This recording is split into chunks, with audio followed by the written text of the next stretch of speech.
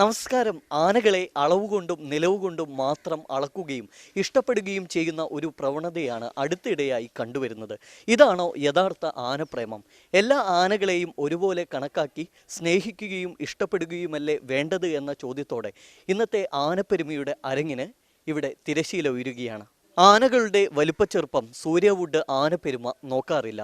ഇന്ന് നിങ്ങളിലേക്ക് എത്തിക്കുന്ന കൊമ്പനും അത്ര പ്രശസ്തനുമല്ല, ചേളിപ്പറമ്പിൽ വിനായകൻ. പക്ഷേ ഇവൻ നാട്ടുകാരുടെ പ്രിയങ്കരനാണ്.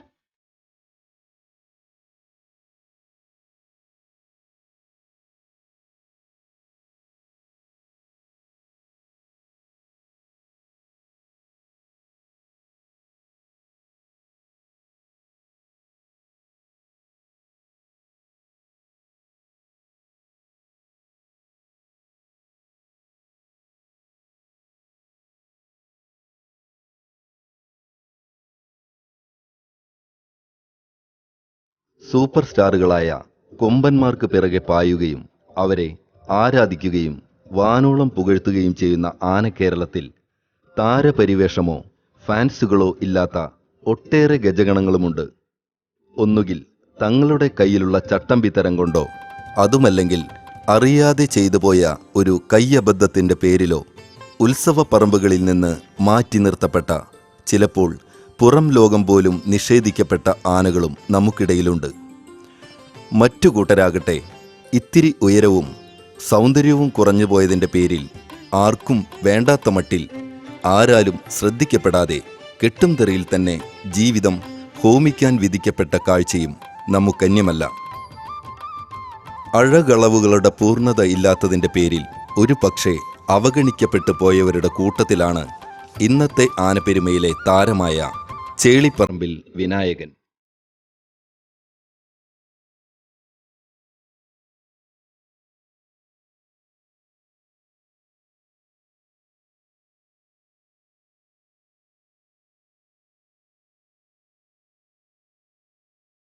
സാംസ്കാരിക നഗരിയിൽ പുതുക്കാടിനടുത്ത് നന്ദിപുലങ്കാരുടെ ഇഷ്ടത്തോഴനായ വിനായകന്റെ പൂർവകാല ചരിത്രത്തിലേക്കൊന്ന് എത്തി നോക്കാം. നല്ല പ്രായത്തിൽ അല്പം വില്ലത്തരങ്ങൾ നിറഞ്ഞ ജീവിതമായിരുന്നു ഇവൻ്റേത്. ആ സമയത്ത് വിനായകനെ എഴുന്നള്ളിച്ചു നിർത്തിയാൽ ഒരു പ്രൗഢി തന്നെയായിരുന്നു.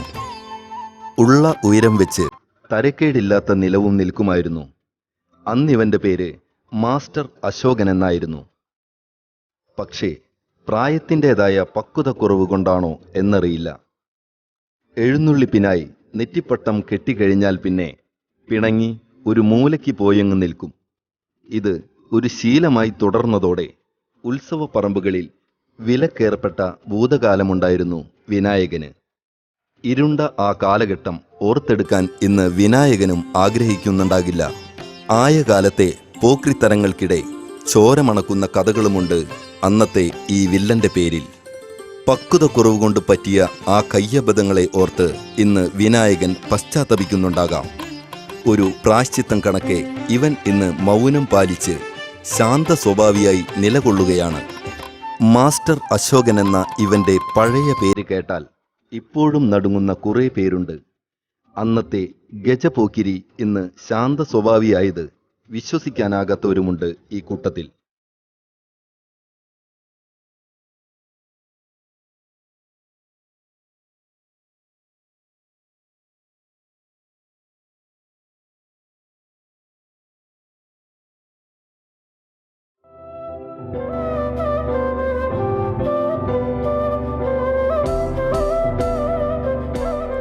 വിനായകൻ മുൻപ് ഒരു പ്രശ്നക്കാരനായിരുന്നു എന്ന് പറഞ്ഞാൽ അത് വിശ്വസിക്കാൻ ഈ നാട്ടുകാർക്കും ഇവൻ്റെ ആരാധകർക്കുമാകില്ല. കാരണം തങ്ങളറിയുന്ന വിനായകൻ ഒരു പ്രശ്നക്കാരനേ അല്ല. കുരുത്തക്കേടുകളോ കുഴപ്പങ്ങളോ ഒന്നും നന്ദിപുലത്തെത്തിയിട്ട് ഇവൻ്റെ ഭാഗത്തു നിന്നും ഉണ്ടായിട്ടില്ല. മറിച്ച് ഇവനെ സ്നേഹിക്കുന്നവർക്ക് അതേ സ്നേഹം തിരിച്ചും നൽകുമെന്നും 4 വർഷമായി ഇവൻ്റെ കാര്യങ്ങൾക്ക് ചുക്കാൻ പിടിക്കുന്ന മാറ്റാമ്പുറം സ്വദേശി ജൻസൻ പറയുന്നു.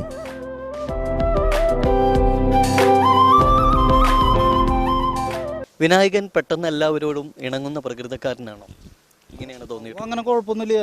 ആരുടെ അടുത്തായാലും പിള്ളേരുടെ ഇടയിലും ഒരു കുഴപ്പമില്ല ആള്. ഞാനിപ്പോൾ ആനോടെ മേടിച്ച സമയം തൊട്ട് ആനോടൊപ്പം ഉണ്ട്. കുഴപ്പങ്ങളൊന്നുമില്ല, യാതൊരു കുഴപ്പങ്ങളില്ല. ഒരുവിധ വലിയ പരിപാടികൾക്ക് എല്ലാത്തിനും പോകാറുണ്ട്. അങ്ങനെ ചെമ്പൂത്ര പൂരം, നമ്മുടെ ആറാട്ടുപുഴ പൂരം, അങ്ങനത്തെ വലിയ പരിപാടികൾക്കൊക്കെ പോകാറുണ്ട്. പൂരങ്ങൾക്കും അങ്ങനത്തെ ഒരു കുഴപ്പമുള്ള ആളൊന്നല്ല. പിന്നെ ഒരളവിൻ്റെ കുറവ് അതിനെ ഉള്ളൂ. ആള് നീറ്റാണ്, കുഴപ്പമൊന്നുമില്ല.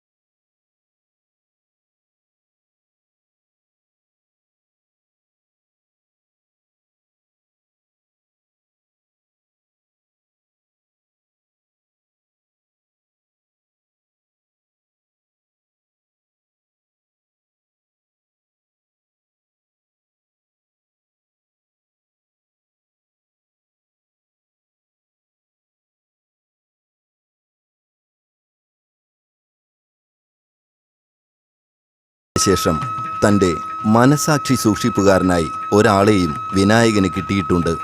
പത്രപ്രവർത്തകനും ഉദ്യോഗസ്ഥനുമായ KR സുകുമാരൻ ഇന്ന് ഒരു ആനപ്രേമിയായി മാറിയെങ്കിൽ ഈ ഒരു കൊമ്പൻ്റെ സ്നേഹമാണ് അതിനു പുറകിൽ. പാപ്പാന്മാരില്ലെങ്കിലും ശരി, വിനായകന് തീറ്റയും വെള്ളവും നൽകാനും അടുത്തിടപഴകാനുമുള്ള പൂർണ്ണ സ്വാതന്ത്ര്യമുണ്ട് സുകുമാരന്. സുകുമാരേട്ടൻ്റെ ഭാഷയിൽ പറഞ്ഞാൽ ഒരുപാട് കാര്യങ്ങൾ പഠിക്കുവാനുള്ള ആനയെന്ന അനന്തസാഗരത്തിലെ യൂണിവേഴ്സിറ്റിയാണ് വിനായകന്റെ ഈ ആനജീവിതം.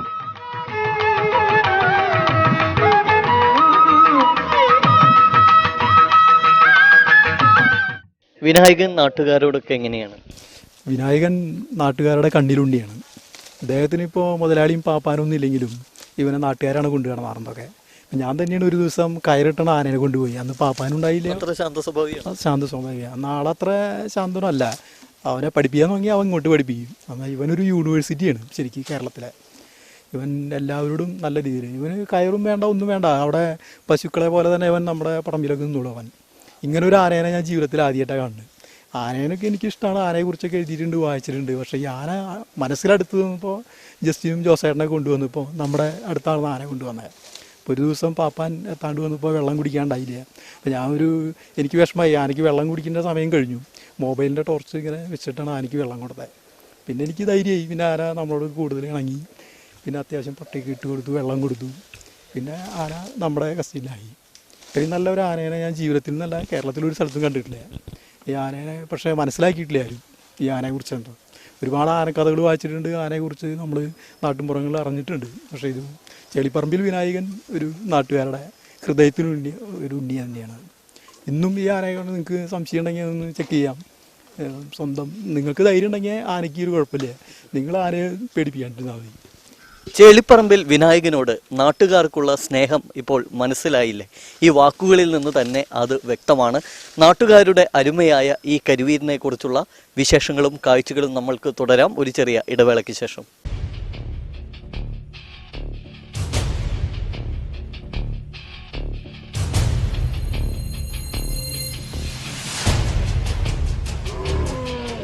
വലിയ പ്രശസ്തിയോ കാര്യമായ ഗജസൗന്ദര്യങ്ങളോ ഒന്നും അവകാശപ്പെടാനില്ലെങ്കിലും ഉള്ള കരിസൗന്ദര്യം വെച്ച് ഉത്സവപ്പറമ്പുകളിൽ ചൂടുറപ്പിച്ചവനാണ് ചേളിപ്പറമ്പിൽ വിനായകൻ.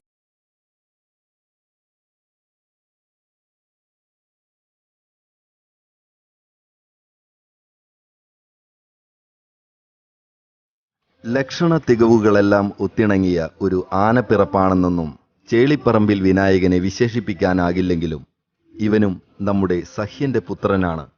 ഒരു നാടൻ ആനയായതുകൊണ്ട് തന്നെ അടച്ചാക്ഷേപിച്ച് ആരും ഈ കരിസൗന്ദര്യത്തെ കുറ്റം പറയില്ല. കേരളക്കരയിൽ ജനിച്ചു വീണ് പ്രതിസന്ധികളെയും പ്രതിബന്ധങ്ങളെയും അതിജീവിച്ച് മലയാളിയായി തന്നെ ജീവിച്ച് കാട്ടുകയാണ് വിനായകൻ. നിലം മുട്ടുന്ന തുമ്പി, വലിയ ചെവികൾ, വണ്ണമുണ്ടെങ്കിലും നീളം കുറഞ്ഞ കൊമ്പുകളും ഉയർന്ന വായുകുംഭവുമെല്ലാമായി ലക്ഷണങ്ങളും അപലക്ഷണങ്ങളുമൊക്കെ നിറഞ്ഞ ഒരു ആനപ്പിറപ്പ്. എപ്പോഴോ പാതി മുറിഞ്ഞുപോയ വാലുമൂലം മുറിവാലൻ എന്നൊരു പേരുകൂടി ഇവന് ചാർത്തിക്കിട്ടി. നിരവധി ഇടങ്ങളിലേക്ക് കൈമാറി ഇവനെത്തിപ്പെട്ടെങ്കിലും അശോകൻ എന്ന ആ പഴയ പേര് കൂട്ടായി ഉണ്ടായിരുന്നു ഈ ആന ജീവിതത്തിൽ.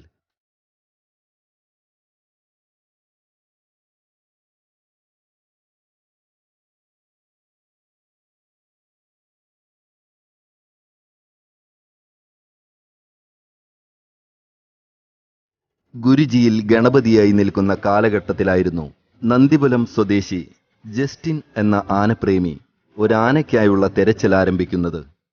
ഈ ചെറുപ്പക്കാരനെക്കുറിച്ച് പറഞ്ഞു വന്നാൽ അവനെ അങ്ങോട്ട് സ്വന്തമാക്കി കൂട്ടിക്കൊണ്ടുപോന്നു. ഇതോടെ സ്വന്തമായി ഒരാന എന്ന ജസ്റ്റിന്റെ അസ്തമിച്ച ആഗ്രഹം ഒരു സ്വപ്ന സാക്ഷാത്കാരമായി ഉദിച്ചുയരുകയായിരുന്നു. ഒരു കാലത്ത് വില്ലനും അതിലുപരി എല്ലും തോലുമായിരുന്ന ആന ഈ നിലയ്ക്ക് എത്തിയെങ്കിൽ, ഒരു നല്ല പിള്ളയായി മാറിയെങ്കിൽ അത് ജസ്റ്റിൻ എന്ന ആനപ്രേമിയുടെ കഠിനാധ്വാനം ഒന്നുകൊണ്ട് മാത്രമാണ്.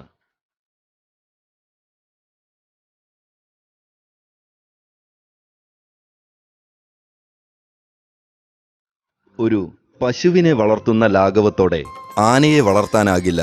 എന്നാൽ ജസ്റ്റിനും വീട്ടുകാരും ഇതിൽ നിന്ന് വിഭിന്നമാണ്.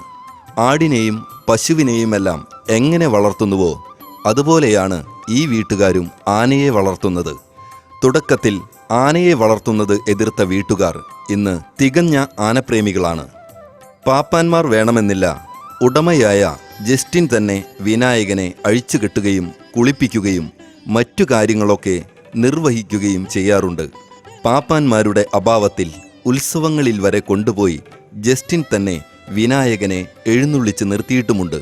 അപ്പച്ചൻ ജോസും അമ്മച്ചി മേരിയും സഹോദരൻ സ്റ്റിൻജോയുമെല്ലാം വിനായകനെ വീട്ടിലെ ഒരംഗത്തെ പോലെയാണ് കണക്കാക്കുന്നത്.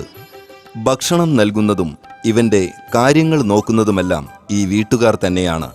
ചുരുക്കി പറഞ്ഞാൽ എഴുന്നള്ളിപ്പിനോ പുറത്തേക്കോ കൊണ്ടുപോകണമെങ്കിൽ മാത്രമേ പാപ്പാന്മാരുടെ ആവശ്യമുള്ളൂ എന്നതാണ് സത്യം. ഇനി പാപ്പാന്മാരോട് പിണങ്ങി ഒന്ന് നിന്നാലും ശരി, വീട്ടുകാർ വിളിച്ചാൽ ഒരു കുട്ടിയെപ്പോലെ കൂടെ അങ്ങ് പോന്നോളും.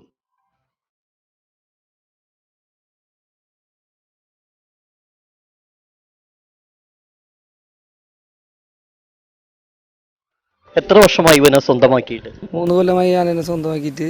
പിന്നെ അങ്ങനെ പോകുന്ന കാര്യങ്ങള്. തുടക്കത്തിൽ ഇവനെ വാങ്ങുമ്പോൾ പ്രത്യേകിച്ച് പറയുകയാണെങ്കിൽ കുറച്ച് കുഴപ്പങ്ങളൊക്കെ ഉണ്ടായിരുന്നു. ഒരു ആനയായിരുന്നു. അപ്പോൾ എതിർപ്പുകളും ഉണ്ടായിരുന്നു? തീർച്ചയായിട്ടും ഉണ്ടായിരുന്നു. പല ഭാഗത്തുനിന്ന് എതിർപ്പുകളും ഉണ്ടായിരുന്നു. നമ്മൾ എന്നാലും പ്രോഗ്രാം എടുത്ത് ഇങ്ങനെ പോകുന്ന കുഴപ്പമില്ലുണ്ട് കാര്യങ്ങൾ. ഏതൊക്കെ ജില്ലകളിൽ ഇവന്റെ ഒരു പെരുമത്തിയുണ്ട്? അത്യാവശ്യം കൊല്ലം, കണ്ണൂര്, അതിൽ ആലപ്പുഴ, കോട്ടയം, ഒരുവിധം എല്ലാ ജില്ലയിലും പോയിട്ടുണ്ട്. തിരുവനന്തപുരത്ത് ഇവനെ പോയിട്ടില്ല, ആന വന്നിടത്തേക്ക് അത്ര തന്നെ. നിങ്ങളുടെ കയ്യിൽ കിട്ടിയിട്ട് കുഴപ്പമുണ്ടോ? ഇല്ല ഒരിക്കലും ഇല്ല. യാതൊരു പ്രശ്നം ഇല്ല നാട്ടുകാരോടൊക്കെ ആന വളരെ കമ്പനിയാണ്. ആന നമ്മളില്ലെങ്കിൽ നാട്ടുകാർ പഴം കൊടുക്കുക, തീറ്റ കൊടുക്കുക എല്ലാം ചെയ്യാൻ പറ്റും. മകന്റെ ആനപ്രേമത്തെ ആദ്യം എതിർത്തിരുന്നു പിതാവ്. പിന്നീട് ഇപ്പോൾ അച്ഛനും ഒരു ആനപ്രേമിയായിരിക്കുന്നു. ഇവനായിട്ടുള്ള ഒരു ചങ്ങാത്ത എങ്ങനെയാണ്? ഇപ്പോൾ ആന വളരെ എന്നെ കാണുമ്പോൾ തന്നെ ആന വിളിക്കുകയാണ്. മുന്നേ ഞാൻ ആനനെ കാണുമ്പോൾ മാറിപ്പോയിരുന്നതാണ് ആ ദേഷ്യം വിഷമം കൊണ്ട്. ഇപ്പോൾ ഇവൻ്റെ സ്നേഹം കാരണം അവനെപ്പോഴും നമ്മളെ കാണുമ്പോൾ വിളിക്കും, ഓരോ സാധനങ്ങൾ കൊടുക്കും, എന്ത് പറഞ്ഞാലും അനുസരിക്കും. ഇപ്പോൾ ഒരു ചെറിയൊരു പിണക്കം തന്നെ ഉണ്ടായാൽ തന്നെ പോലും അവനെ ചെയ്തും പിടിച്ച് കഴിഞ്ഞാൽ അവിടെ നിൽക്കും. പാപ്പാന്മാരെ ഇല്ലെങ്കിൽ ഇല്ലെങ്കിൽ തന്നെയും അത് 100% റെഡി ആയിട്ട് മതപ്പാട് കാലത്ത് എങ്ങനെയാണ് അടുപ്പിക്കുന്ന സ്വഭാവമാണ്. വലിയ ശല്യങ്ങളൊന്നും ഇല്ലെങ്കിലും നേരൊരു ഇതുണ്ടെങ്കിലും നമ്മൾ അനുസരിക്കായൊന്നുമില്ല. പക്ഷെ നമ്മൾ അതിന്റെ ശീലം നോക്കി അവൻ്റെ അടുത്തുള്ളൊരു ബന്ധം പുലർത്താന്നുള്ളതാണ് ചെയ്തിട്ടുള്ളത്. ചേട്ടന്റെ ആനപ്രേമം അനിയനും ഉണ്ടോ? ഇപ്പോൾ തുടങ്ങിയതാണ്. നമ്മുടെ ആന വന്നപ്പോഴാണ് ആനപ്രേമം, മുന്നേ ഉണ്ടായില്ല. ഇപ്പോഴാണ് ആനയായിട്ടുള്ള സമ്പർക്കം വന്നപ്പോഴാണ് ആനപ്രേമമായിട്ട് വന്നത്. ഇപ്പോൾ ഒരുവിധ ആനകളെ കുറിച്ച് അറിയാനും ഇതൊക്കെ സാധിച്ചത് ആന വന്നതിന് ശേഷമാണ്. പിന്നെ പല ഫീൽഡിലും ഓരോ ഫീൽഡിനും ഓരോതായ ഇതുണ്ട്. ആന ഫീൽഡിൽ കുറച്ച് ഇതുണ്ടായതെന്ന് പറഞ്ഞാൽ നമ്മുടെ ആന വെച്ചിട്ട് വലിയ ആനകൾ വെച്ച് കമ്പയർ ചെയ്യുന്നുണ്ട് പല ഇതുകളും. ഓരോ ആനയ്ക്കും അതിൻ്റേതായ സ്വഭാവങ്ങളുണ്ടാവും. നമ്മുടെ മനുഷ്യനെ കമ്പയർ ചെയ്താൽ തന്നെ വ്യത്യാസങ്ങളുണ്ടല്ലോ. അതേപോലെ തന്നെയാണ് ആനയുടെ കാര്യം. ഇപ്പോഴാണ് ആനപ്രേമം ആയത് ശരിക്കും ആന വന്നത്.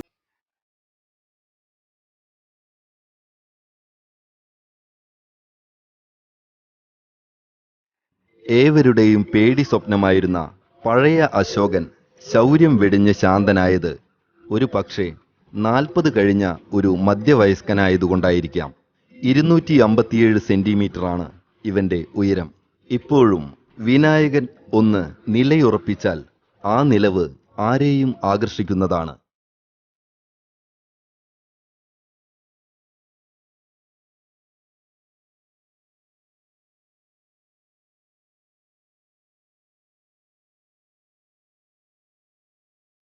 ഇവന്റെ പ്രത്യേകതകളാണ് മെയ്ച്ചങ്ങല അണിയിക്കുന്ന നേരത്ത് നടമടക്കി ഇരുന്നു കൊടുക്കാൻ പറഞ്ഞു കൊടുക്കേണ്ടതില്ല എന്നത്. അമരത്തിൽ ചങ്ങലയിട്ട് കഴിഞ്ഞാൽ ഇവൻ താനെ ഇരുന്നുകൊള്ളും. പിന്നെ പാപ്പാന്മാർക്ക് പുറത്ത് കയറണമെങ്കിലോ ഇറങ്ങണമെങ്കിലോ ചട്ടം പറയേണ്ടതില്ല. സ്വയം അറിഞ്ഞ് അതൊക്കെ ചെയ്തോളും.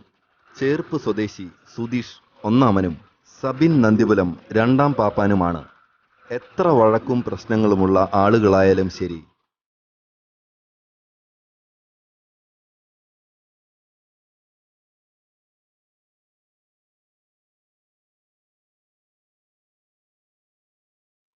ഒരു കാലത്ത് അല്പം വില്ലത്തരങ്ങളൊക്കെ ഉണ്ടായിരുന്ന ആനയാണ്. ഇപ്പൊ എങ്ങനെയാണ് ഇവന്റെ ഒരു സ്വഭാവ രീതി?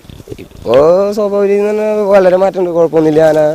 ആന പാപ്പന്മാരായാലും മുതലാളിമാരായാലൊക്കെ കുഴപ്പമില്ല. പഴയ മാതിരിയുള്ള കലാപമൊന്നുമില്ല. ആള് ഇപ്പോൾ നല്ലൊരു രീതിയിൽ പോകുന്നുണ്ട്. ഇനിയിപ്പോൾ കുറച്ച് പരിപാടികളൊക്കെ എടുത്തു കഴിഞ്ഞാൽ ആള് സെറ്റായി, കുഴപ്പമില്ല. ഇപ്പൊ നല്ലൊരു മാറ്റം, ഭയങ്കര മാറ്റം ഉണ്ടെന്ന് തന്നെ പറയാൻ. ഏകദേശം എത്രത്തോളം ഉത്സവങ്ങൾ ഇവ എടുക്കും ഓരോ സീസണിലും?